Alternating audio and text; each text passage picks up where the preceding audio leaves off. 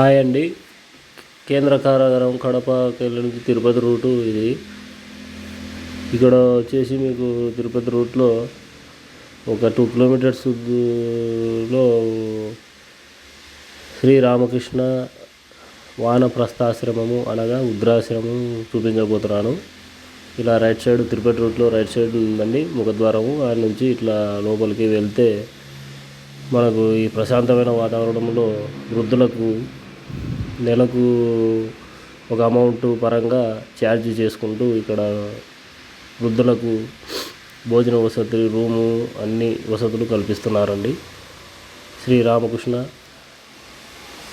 వానప్రస్థాశ్రమము. ఇక్కడ చుట్టూ కాంపౌండ్ కట్టారండి. బిల్డింగ్కు మొత్తం చెట్లు, ఎన్నో రకాల చెట్లు, పండ్ల చెట్టు, పూల చెట్లు అన్నీ ఇక్కడ ఉన్నాయండి. అరటి చెట్లు, జామ చెట్లు, మామిడి చెట్లు,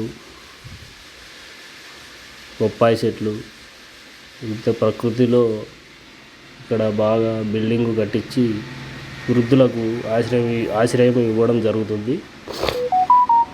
ఈ శ్రీ రామకృష్ణ వానప్రస్థాశ్రమం శ్రీ రామకృష్ణ సేవా సమితి వాళ్ళు ఇది కట్టించి వృద్ధులకు సేవ చేయడం అనేది ఎంతో ప్రయోజనకరంగా ఉంటుంది అందరికీ. ఈ రామకృష్ణ సేవా సమితి వాళ్ళకి ధన్యవాదాలు.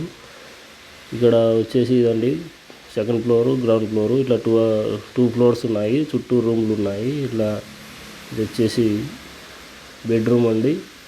కిచెన్ రూమ్, ఇది లంచ్ చేసే రూము. వాళ్ళకు పొద్దున 8కి, మధ్యాహ్నం 8, రాత్రి భోజనాలు అవుతారు. ఇది బెడ్రూమ్లు అండి.